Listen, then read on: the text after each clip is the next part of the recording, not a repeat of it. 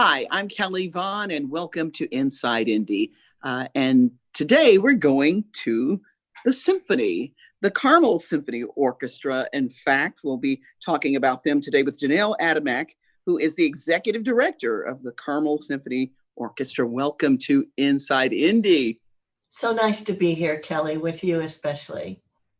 You know, with COVID-19 impacting all of our lives, what's going on with the symphony and Carmel? Because so much is shut down, though things have been opening up. So how have you been dealing with it, coping with it, and staying alive? Yeah, and we put a lot of thought into what do we do next, where the Palladium shut down.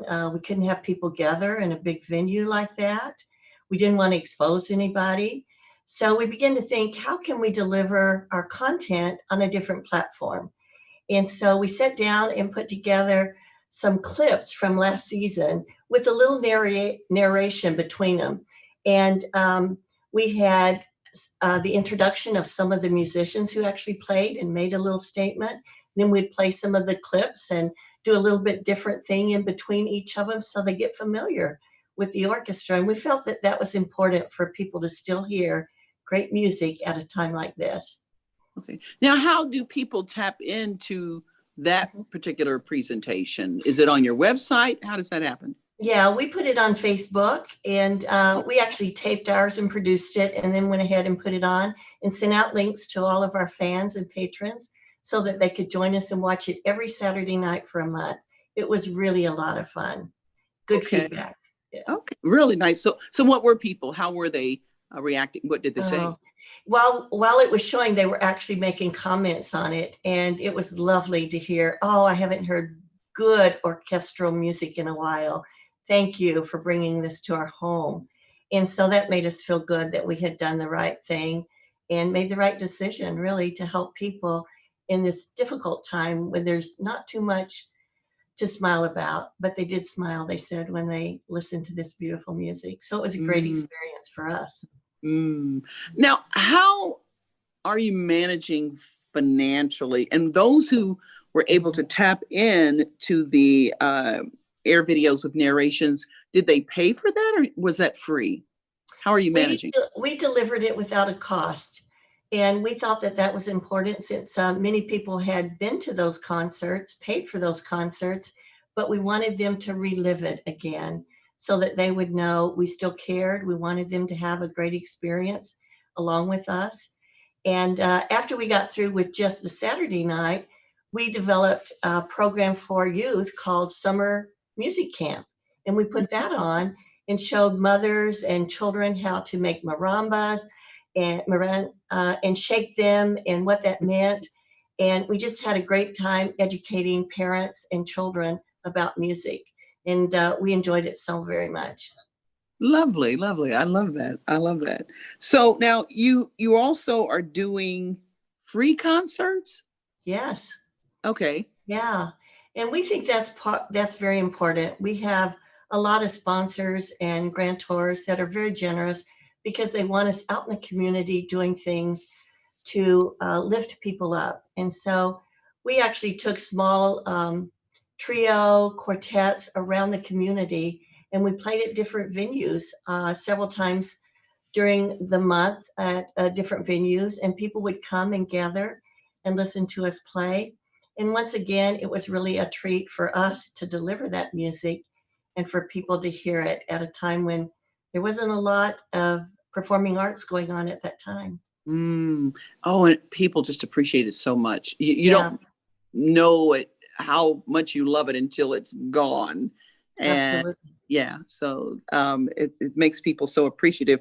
Now, you mentioned being out in the community, but you're actually going into neighborhoods as well? We had the best experience last weekend, Kelly. We took some strings, and they picked some of the most beautiful, beautiful music, and we tapped a neighborhood and made them aware. And one of our board members actually lived on this street and had a beautiful cul-de-sac. So we set up these string instruments and violinists and musicians, and they played some of the old favorites. And we had about 30 guests that we had invited. They just brought their lawn chair and their drink and sat down and listened to the music. Then all the neighbors, over 70 neighbors, came out of their house and sat in the yard and listened to all this beautiful music. And Nice. people were swaying because there were Beatles songs and Bill Crosby songs. I mean, just really, really neat songs. So there was a lot that people were dancing to and enjoying. Nice, nice. Okay. So, what would you say for the future of the Carmel Symphony Orchestra in light of COVID and what's to come for the fall and looking into the winter? Do you have plans for that? We do. So we are going to start our season in October. So we will start the second weekend in October, and it'll look a little bit different, Kelly. There won't be a packed house as there are sometimes, because we will be doing social distancing within the Palladium itself. So there will be a limited amount of seats that will be available. And then we're not able to put all of our musicians on. We have almost 90 musicians. So we will have a smaller scaled orchestra playing. And then just for those that can't come regardless because of their health issues, we will live stream it into their home. And Nice. for a very nominal fee, so that they can enjoy this music and it will be delivered right into their home. So we'll do that for October and November. So we're really looking forward to that, to really bring people out of their homes that can come and participate. And those that can't, we want to deliver it to them as well. Okay, lovely. I love it. I love it. Now, you mentioned the musicians. How are they dealing with this? How are they taking? Well, we've kept them busy this summer. So through some grants and sponsorships, we've been able to have them all over the city. And now we're going a little bit out into Hamilton County, other venues right now. And next week this coming weekend at least, we'll be in Zionsville doing another backyard concert. And we have the capacity for quite a nice crowd because of the acreage that's there. So we'll be playing there as well. And people are so excited. After we did last week's, people just thanked us so much. And it was so glorious to see them happy and enjoying a night out. Okay. That hasn't happened for many people in a long time. I know. Now, and you mentioned Zionsville. So you're going outside of Carmel to do these neighborhood concerts? We are. Nice. We are. We've gone all around Hamilton County, and then we have a few surrounding areas like Zionsville that said, come and play for us. We even got a request from Bloomington. Are you serious? Seriously. That was so fun to hear. The funny thing about this is once we get back to normal, some of these things that have been created that we never would have thought of are probably going to stick around, right? I think so. It's a new way of doing business. It's a new way of having a great experience that's different than what we used to do. And now, I think people are liking it. When you do go into the neighborhoods, though, do they pay? Do they give a donation? What happens in that case? We have a table up with a donation card, and they're welcome to take it. And we just simply say, tonight we're delivering this to you as our gift to the community. If you'd like to contribute in any way to these wonderful musicians, feel free to take a card with you and mail that back to us. And we have gotten some donations. We don't put pressure on anybody because we really want to deliver something to many people that just need to get out of their house and feel good, that they're experiencing something that they've missed for many, many months. So it's been a great experience for everybody, even the people that come and listen. Okay. Anything else you want viewers to know about the Carmel Symphony Orchestra, especially since the pandemic hit? Yeah. Well, we're looking for the best to come, hopefully, down the road. We will play. We have a holiday pops coming up in December that we're working on right now. Oh, man. And it's really packed usually. It will probably be a smaller amount of audience people because of the fact that you just can't put that many people together.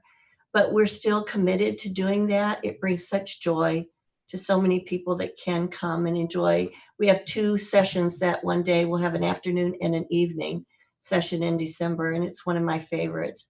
Absolutely love going to that. Many people are already calling about the tickets, so I'm hoping the environment will be better and people can come. Now, and off the air, you and I were talking about the Indianapolis Symphony Orchestra, and I'm not sure where they are at this point. So what has kept you going? And I believe right now they're silent. And what has made you be able to be active and survive during this pandemic? Well, we have had a great deal of support from our board, and they have wanted it to continue, and they have helped us in so many ways to make that possible. And I'm so pleased for their support and what they've done to make this all happen over the summer and going into the fall. And I think that's the difference. We're a little bit smaller organization than the ISO, but I think we're mighty in this area and people depend on us. We're one of the very important performing arts organizations in this area, and we feel a commitment to them. So we have worked hard to raise the funds to do this, and it's been successful, and the feedback has really been important for us to know that we have made a difference right now. And I guess I think of music as being healing, some healing going on there in the midst of this pandemic. It is, and the longer I've been here, Kelly, the more I realized how much music really means to people, mental health wise, for all kinds of purposes in families. It teaches children discipline when they learn about music and playing. And it just has so many benefits on people's lives. So we're really pleased that we've been able just to continue right on. It's been a joy, by the way. Well, we appreciate that. And I don't know, I may need to talk to my neighborhood association, and I'm up in Traders Point, Indiana. So we may have to get you over there to visit with us. I think they would love that. The HOA. Yeah. Love that. We've got a lot of offers. It's been fun. So it's really been great for us to be out there. Awesome. So now tell people if they want to be involved, whether it's the community performances or the neighborhood performances or the upcoming season, how do they get in touch? How do they buy tickets? How do they support? How do they donate? Yeah, the Center for the Performing Arts houses the box office, and that's right inside the Palladium as you come in. And on the left, there's a box office. If you're facing west, I had to stop and think about this. And tickets can be purchased there or over the phone, which is preferable right now. So if you'd like to come, we'd love to have you call and get your tickets right away and help us out, because having a good audience at this time is important for us. We want to have a good amount of people to really enjoy what we're planning. So send them all, if you hear any people calling about that, to the Palladium box office. And we look forward to seeing new people also. All right. Sounds good. Jeanelle Adamak, who is the executive director of the Carmel Symphony Orchestra. Thanks so much for joining us on Inside Indy. My pleasure, Kelly. Good to see you. Take care. Same here.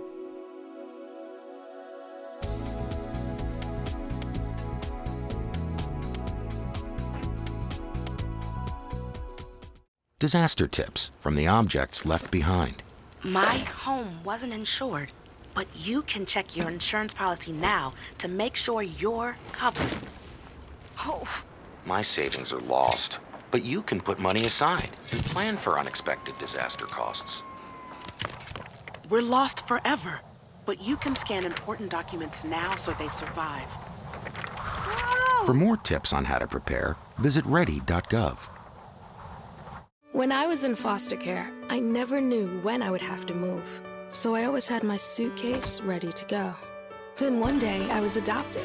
My new parents opened their hearts and home to me. My parents cook my favorite breakfast for me every morning. My parents take me on trips I never thought I would go on. They gave me a home and an even better reason to use that suitcase. My parents aren't perfect, but they're perfect for me.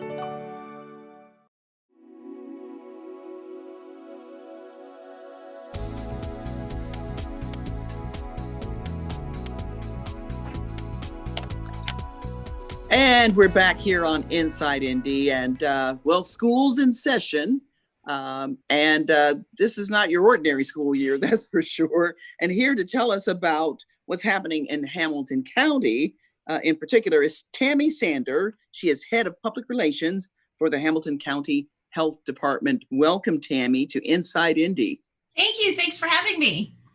Now you're going to, quote unquote, show some class on the show, which is a new campaign based in Hamilton County to make sure that our kids are safe and our families are safe from COVID-19, right? Tell us about it. Yeah, so really, I mean, this campaign came together just as school was getting ready to start. I think a lot of people were really anxious about whether or not this would work. Would the kids keep the masks on? Could you prevent transmission of COVID when they were in an enclosed environment like that? So rightfully so, a lot of parents chose the virtual option. Now you've got some schools that are doing hybrid. You've got some that are back full time. And so the thought was, okay, as a parent, what's the pain point? And I know for me, I've got 2 kids. I want my kids in the classroom and I want them to stay there. So what is it that we have to do as students and families in order to keep the kids in school and keep everybody healthy enough that we can continue to do in-class learning? Okay, so what is happening in classes? And I guess some are operating at school and some are operating at home, or both? Both. I mean, it depends on the school district. And we're working with 7 school districts right now as part of this campaign. All of the school districts inside of Hamilton County are part of this campaign because they want to be in school just as much, and believe it or not, as our kids do. Our kids want to be there. They want to be able to do their athletic activities. They just want to be with each other. They're very social creatures, so that's where they want to be. And so things inside the school, knock on wood, are going really, really well. The kids are social distancing. They're wearing masks. They're limiting how many people can sit at the cafeteria table when they've got to take those masks off to eat. And so far, we have not contact traced back a case that was transmitted inside a school building. Wow. Transmissions are happening outside of the classroom. And that's where the class campaign comes in. Okay. Now, I know you have a lot of measures that you're taking or steps or that are part of that campaign. So walk us through those steps. Right. So show some class, and the class is an acronym. There are 5 steps that we are asking students and families to just kind of try to keep in mind so we can keep COVID out of the classroom, keep those students in the buildings. And the C stands for check temperature. That's one of our first signs of COVID, and we're looking for a temperature of 100.4 or greater. Obviously, if you have a temperature anyway, and it's not that high, it's probably smart to stay home anyway. It's a sign that your body's fighting something. So, just hit the kids with a quick temperature check before you send them out the door. The L stands for lead by example. And by that, we just mean the same things you keep hearing over and over: wear that mask, social distance. The kids are doing a phenomenal job of this at the school. When you talk to administrators, they have no problem wearing these masks. They get it. But we need to continue to do those things outside of the classroom. They've been doing it for a while, though, if you think about it. I mean, when the pandemic hit, in February, March of last year, and now you've had 5 or 6 months to, whether you're hearing it from your parents or on television, they've adjusted, I think. Yeah, well, and they've been super resilient. And I think those who have fallen victim to having to be in quarantine because they sit next to somebody who has COVID, they get it. They don't like being out of school any more than the next. So the big thing too for us is the A in class, and that is avoiding large gatherings. More often than not, when we have to contact trace something back, it's because someone went to a family reunion, a birthday party, a wedding. And right now with kids, sleepovers are a big deal. Carpools are a big deal. So we're just asking folks, that doesn't mean your kids can't socialize. The state health department really is encouraging kids to have these social bubbles. You might have heard that concept of just kind of picking 4 or 5 friends that you have a pact with, that these are the rules we're going to live by. And if one of us goes down, then we know that we're all going to have to be quarantined for 14 days. So just trying to minimize your circle. Keep it small. Keep it tight. The first S is scheduling a test. Obviously, if you've been in contact with someone that has COVID or you're exhibiting signs and symptoms yourself, it's always a good idea to get tested. And then the second S seems obvious, but it's not to a lot of people. And it's to stay home. Stay home if you're sick. Stay home if you've tested positive. More importantly, stay home until you get your COVID test results. And we've improved the turnaround time on those to 2 to 3 days. So if you're getting tested, you're probably there for a reason, right? You didn't just go for the heck of it, because it's not fun to have that swab stuck up your nose. Right. So just wait the 2 to 3 days to get those results back. Because again, we've had to contact trace at a birthday party where someone had a test, didn't wait for the results, went to the party. Now everybody at the party has been quarantined because the test results came back positive. So, if you're not feeling well, just err on the side of caution. Okay. So now what if someone does test positive, say after being in school that particular day? What do they do? Do they contact the school? What's the plan for that? Yeah, that's critical that the parents contact the school and notify them. However, I do believe that positive test result will also get sent to the Hamilton County Health Department. So we've got health educators there who are working one-on-one, hand in hand with all of our schools, the nurses, the administrators, trying to then go back through that kiddo's day and figure out who were they in close contact with without that mask and sitting closer than 6 feet for longer than 15 minutes.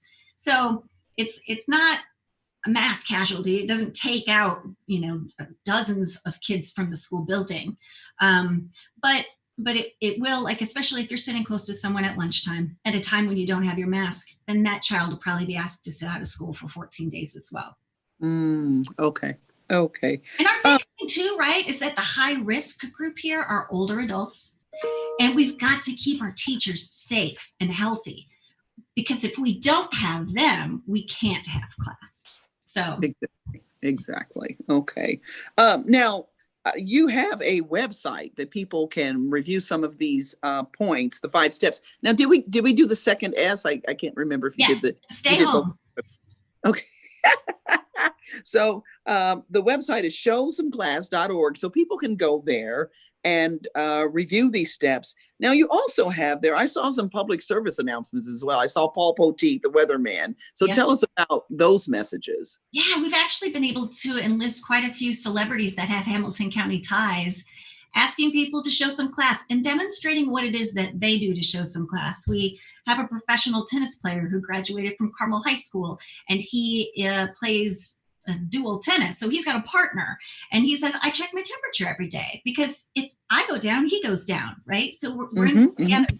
Yeah, we've got some Westfield graduates that are now professional soccer players and baseball players. So, I mean, it really does affect everybody. And what else is on that website that I think people would be very interested in seeing is that there is a link that will show you what your particular school district's policies are. So the question that you asked about, who do I notify? All of that's there. But there's also a link where you can go check to see the number of cases in your school district, specifically by each and every school. So you can kind of see where things are at. We're really pleased to see, though, that some of those school districts that started out with a lot of cases when we first started school, that number has decreased significantly in the last few weeks. Kids get it. They get it, and they want to be in school. So I don't think it's a tough ask. As a parent, I want to make sure that if my kids are begging me to be in school, let's get them there. Okay. Now, one more question before we wrap up. When the kids are actually in school, and I know they are social distance, but what about when they pass from class to class? Or do they do that anymore? I don't know. It's been a while since I've been in school. Well, and again, every school district handles that differently. But my son, for instance, goes to Carmel Clay Schools. So he's at the Carmel High School, which has close to 5,000 kids. Yeah, so how do you safely distance them? Remember, though, that in Carmel schools, at least, they're working on a hybrid schedule. So only half of the kids are there any given day. Plus, you pull out the pool of kids who are learning virtually exclusively. So they're not there either. But my understanding is that they stagger those passing periods. And he said it was the weirdest thing on the first day to get to a place where you expected it to be a log jam in the hallways, and there was no one around. So they've found really unique and creative ways to do workarounds with everything from lunch to passing periods, riding the bus to and from school too. Yeah, the schools have been amazing. They've done astounding work. Okay. Well, we congratulate you because it is a lot. It's a lot keeping up with kids without COVID-19. So I can't imagine. But I'm sure it's a learning experience for them. And they're little and young now, but one day they'll be able to tell their grandkids, Right. when I went to school, I didn't walk 5 miles, but we had the COVID-19 pandemic. So they'll have a That's so story true. to tell. Tammy Sanders, who is head of public relations for the Hamilton County Health Department. Thanks so much for joining us. Oh my and gosh. enlightening- Thanks for having us and allowing us to get this information out. We really appreciate it. We appreciate you. Thank you so much.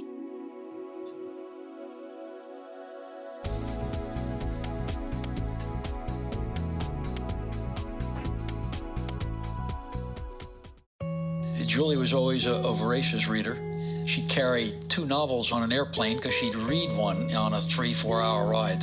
And at some point, I began to notice that she would read a page and couldn't remember what she had just read, and she'd have to go back and read it again.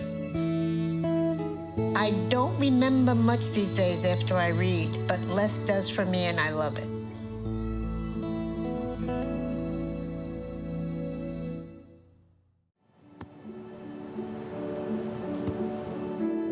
I don't remember how it started. Go to that. Our back and forth. It always came back. Dad! You probably don't remember what you told me, That was perfect. but I heard every word.